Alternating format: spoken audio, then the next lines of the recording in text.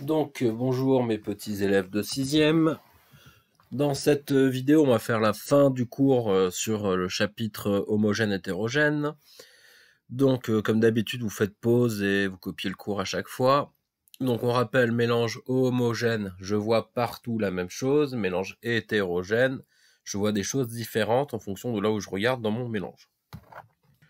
Donc, on va parler de 3 techniques de séparation d'un mélange homogène. Il existe plusieurs techniques, on va en citer que 3. L'évaporation, la chromatographie et la distillation. Donc je vous laisse faire poser copier. Alors, l'évaporation.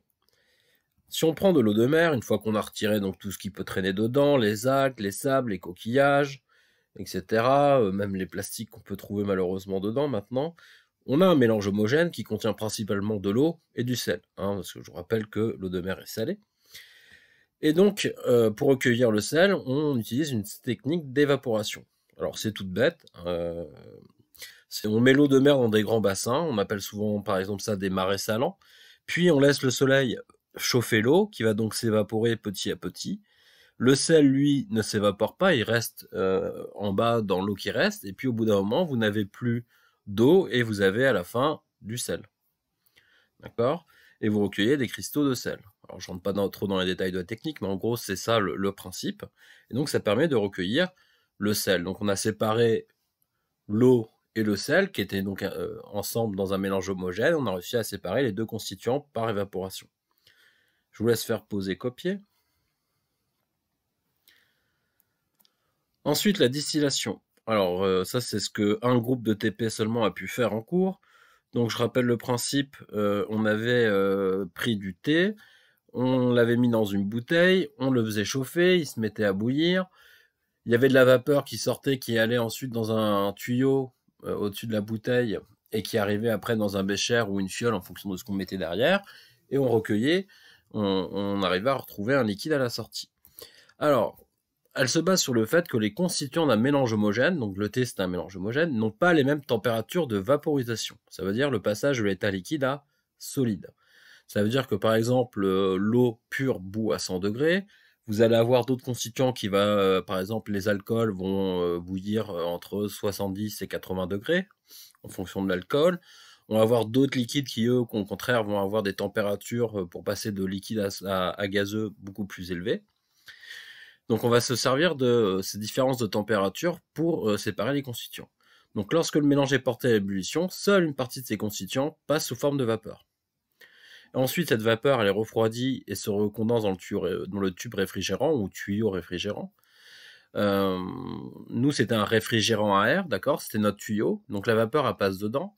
Le tuyau, il est refroidi par l'air qui est autour, qui est à température ambiante, donc en gros une vingtaine de degrés. La vapeur, elle est aux alentours de 100 degrés. Puis quand elle passe dans le tuyau, du coup, elle est au contact d'un tuyau qui est à 20 degrés et qui est maintenu à peu près à 20 degrés grâce à l'air qui est autour. Et ça refroidit la vapeur qui se retransforme sous forme de liquide. Et puis, du coup, à la fin, on obtient un liquide qu'on appelle le distillat. Je vous laisse faire poser copier. Alors, nous, on avait fait la distillation du thé. On avait considéré que dans le thé, il y avait, en gros, les arômes, ce qui donne l'odeur et le goût. Il y avait de l'eau, forcément. C'était le composant principal. Et puis, on avait aussi une couleur plutôt noire, foncée.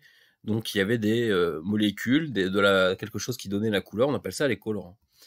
On avait séparé l'eau et les arômes du thé qui ont été dans le distillat, donc c'est-à-dire ce qu'on a récupéré à la sortie, alors que les colorants sont restés dans la bouteille. Et ce qui est resté dans la bouteille, ce qui n'est pas passé sous forme de vapeur, on appelle ça le résidu. Donc on a le distillat, l'eau et les arômes, et ce qui reste, le résidu. Hop, pardon. Je vous laisse faire poser copier. Alors pour vous aider à vous en souvenir en termes de vocabulaire, on avait vu au tout début de ce chapitre la technique de la décantation, où on laissait en gros l'eau se décanter, c'est-à-dire qu'on attend simplement que les particules qui sont dedans tombent au fond, c'était pour un mélange hétérogène, je rappelle, et on arrive à recueillir après de l'eau plus claire, et on obtenait un liquide qui s'appelait le décantat. Ensuite on a fait une filtration pour en retirer toutes les particules les plus fines qui n'étaient pas tombées au fond, et on avait obtenu un liquide qu'on appelait le filtrat, qui était devenu un mélange homogène. Et là, on a vu la distillation, on a obtenu un liquide qui s'appelle le distillat. Donc à chaque fois, on a décantation, on obtient un décanta. On fait une filtration, on obtient un filtrat. On fait une distillation, on obtient un distillat, pour vous aider à vous en souvenir.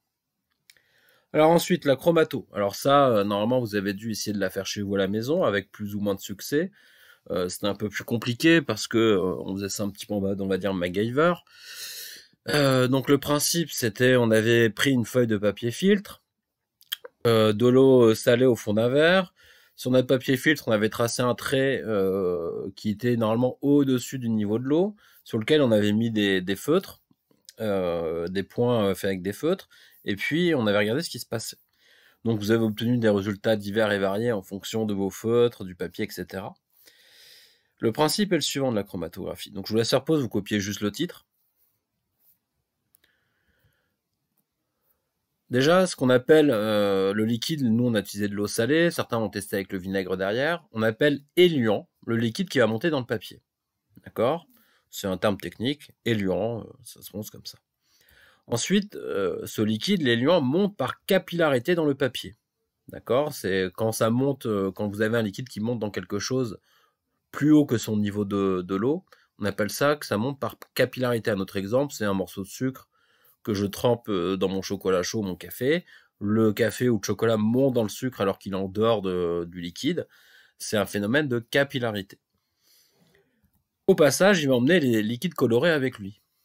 D'accord? Donc vous avez tous pu voir que vos feutres avaient été embarqués. Alors, quand je dis les feutres, c'est les liquides qui composent le feutre qui ont été embarqués avec l'éluant. Petite définition de cours, on appelle corps pur un corps, solide, liquide ou gaz, composé que d'une seule chose. Par exemple, l'eau pure, c'est-à-dire quand il n'y a que de l'eau et rien d'autre, c'est un corps pur. De l'huile, c'est un corps pur, il n'y a que de l'huile dedans. Donc ça, c'est une définition de cours, corps pur, un corps composé que d'une seule chose. Donc ça peut être un solide, un liquide ou un gaz. Les couleurs que vous avez utilisées pour vos feutres peuvent être composées de un ou plusieurs corps purs. D'accord? Ça peut être un mélange. La vitesse à laquelle monte un corps pur dépend de son affinité avec l'éluant. Ça veut dire en gros quoi? Ça veut dire que plus ma couleur, en gros le liquide, par exemple, je sais pas, je vais prendre la couleur rouge, qui est une couleur primaire qui est composée d'un corps pur. Si elle aime beaucoup mon éluant, elle va monter très vite en même temps que lui dans le papier. Par contre, si elle n'aime pas beaucoup l'éluant, elle va avoir beaucoup plus de mal à monter, et elle va monter beaucoup plus lentement. Chaque corps pur, en fonction d'un éluant donné, hein, ça dépend des éluants. Si vous faites des tests avec différents liquides en bas de votre verre, vous verrez que pour les mêmes couleurs, ça ne va pas monter à la même vitesse, en fonction de ce que vous avez mis en bas. Donc c'est vraiment un couple éluant-corps pur. Il faut comprendre que la vitesse à laquelle monte, par exemple avec l'eau salée, une couleur donnée, un liquide donné, est caractéristique de ce liquide. Et donc, en fait, comme vous allez avoir des différences de vitesse, par exemple, si j'ai une couleur qui est composée de deux couleurs différentes, d'accord, de deux liquides différents, comme ces deux liquides vont pas monter à la même vitesse, au fur et à mesure du temps, ils vont se séparer parce qu'il y en a un qui ira plus vite que l'autre. Alors ça, j'espère que vous avez réussi à le voir sur au moins un ou deux feutres. Donc là, je vous laisse faire pause et copier. Par exemple, là, c'est un schéma. Si on fait l'expérience avec un feutre bleu, vert et jaune, en utilisant le même principe, normalement, vous êtes censé obtenir ceci. Donc là, on voit que le bleu est réussi à monter tout en haut. Le jaune, il a plus de mal parce qu'il est moins pote, entre guillemets, avec votre éluant, avec votre liquide que vous avez mis en bas. Et pour le vert, on remarque que le vert s'est séparé du coup en deux taches, le bleu et le jaune. Donc ça veut dire quoi concrètement? Ça veut dire que le bleu et le jaune sont composés que d'un seul corps pur, d'accord? Il n'y a qu'un seul liquide dedans, entre guillemets, alors que le vert, c'est un mélange de deux liquides, du bleu et du jaune. Et du coup, grâce à la chromatographie, on a pu séparer mes deux couleurs. Ensuite, je vous demande un petit exercice. Alors, de quoi sont composées les couleurs vertes et magenta? Je vous laisse juste recopier l'énoncé.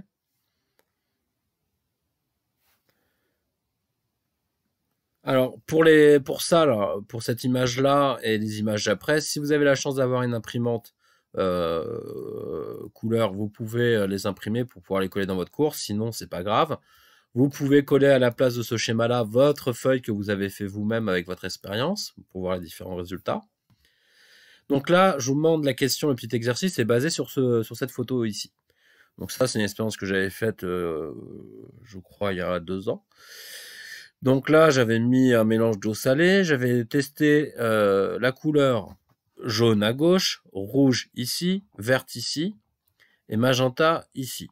Donc moi, je vous demande de me dire de quoi sont composées les couleurs vertes et magenta à partir de ce que vous voyez à l'écran. Donc, je vous laisse faire pause et réfléchir et répondre, et puis après, je vais donner la réponse. Donc là, typiquement, on voit que le jaune et le rouge sont bien composés que d'un seul liquide, hein, on voit qu'une seule couleur en tout cas. Alors que le vert, lui, est composé, comme on avait dit tout à l'heure, de jaune et de bleu. Et le magenta, lui, est composé de 3 choses. Il a du bleu, du jaune et du rouge.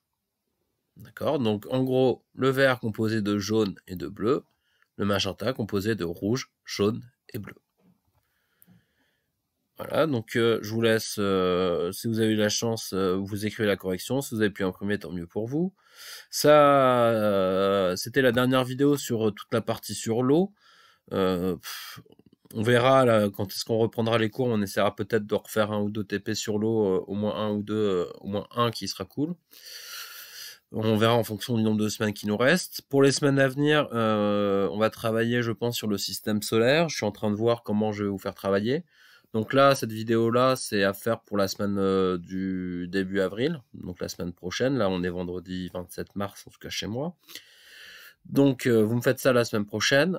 Ensuite, d'ici la fin de semaine prochaine, je vous donnerai le travail à faire pour les semaines à venir. Voilà. Bonne journée à tous.